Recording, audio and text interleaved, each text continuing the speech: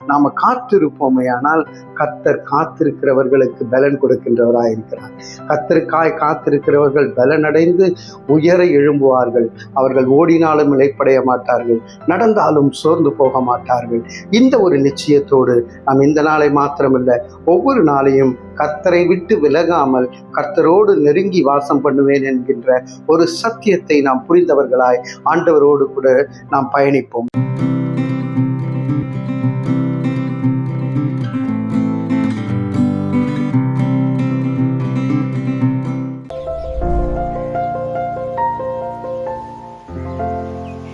பிரியமானவர்களே, ஏசாயா 1வது அதிகாரம் 6வது வசனத்திலே, உள்ளங்கால் தொடங்கி உச்சந்தலை மட்டும் அதிலே சுகமே இல்லை, அது காயமும் வீக்கமும் நொதிக்கிற ரணமும் உள்ளது, அது பிதுக்கப்படாமலும் கட்டப்படாமலும் எண்ணெயினால் ஆற்றப்படாமலும் இருக்கிறது.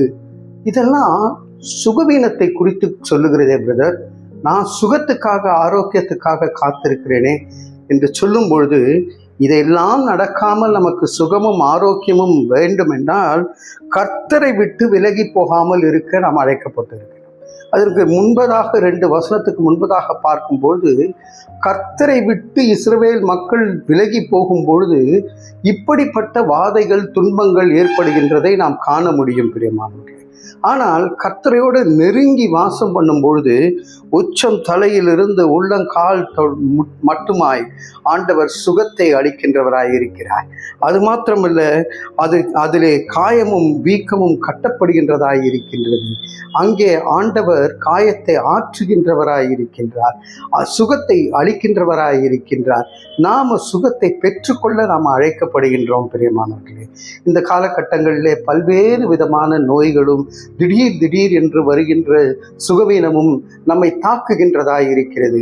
எனக்கு சுகமே இல்லையே பிரதர், எனக்கு திடீரென்று இந்த பிரச்சனை வந்து விட்டது, நான் என்ன பண்ணணும்னு தெரியவில்லையே என்று சொல்லும்போது ஆண்டவரை நெருங்கி கட்டி பிடித்து கொண்டு ஆண்டவரோடு சுகத்தோடு கூட நடக்க நாம் அழைக்கப்பட்டிருக்கின்றோம் பிரியமானவர்களே. இன்றைக்கு என்ன பிரச்சனை உங்களுக்கு ஓடிக்கொண்டு இருக்கின்றதே, எனக்கு இந்த பிரச்சனையில நான் சிக்கி இருக்கிறேன், இந்த சுகம் இல்லாமல் நான் இருக்கின்றேன், இந்த ஆறுதல் அடையாமல் நான் இருக்கிறேன், இந்த காயம் கட்டப்படாமல் நான் இருக்கின்றேன், இது என் தலையின் மீது என்னை அபிஷேகம் வேண்டும் என்று நாம காத்திருப்போமே ஆனால் கர்த்தர் காத்திருக்கிறவர்களுக்கு பலன் கொடுக்கின்றவராயிருக்கிறார்.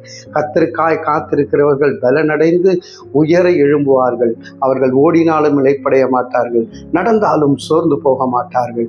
இந்த ஒரு நிச்சயத்தோடு நாம் இந்த நாளை மாத்திரமல்ல, ஒவ்வொரு நாளையும் கர்த்தரை விட்டு விலகாமல் கர்த்தரோடு நெருங்கி வாசம் பண்ணுவேன் என்கின்ற ஒரு சத்தியத்தை நாம் புரிந்தவர்களாய் ஆண்டவரோடு கூட நாம் பயணிப்போம். தலைகளை தாழ்த்தி தேவனை நோக்கி பார்ப்போம்.